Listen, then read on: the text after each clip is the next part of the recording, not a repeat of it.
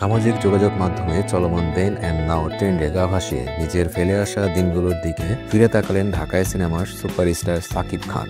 11 বছর আগে লাভ আজকাল সিনেমার একটি লুকের সঙ্গে বর্তমানে একটি ছবি শেয়ার করে তিনি নিজের দীর্ঘ 26 বছরের বন্ধুর পথ চলার স্মৃতিচারণ করেছেন। এই যাত্রায় প্রতিটি ভুল ও ব্যর্থতা থেকে শেখার কথাই তিনি তুলে ধরেন ভক্তদের সামনে।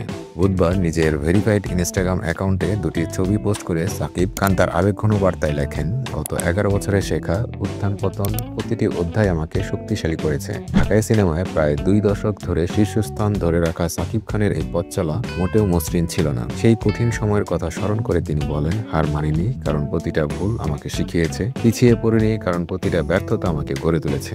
যখন দুনিয়া বলেছে পারবে না, আমি বলেছি দেখে নিও। সময় বারবার পরীক্ষা নিয়েছে কিন্তু আমি থামিনি।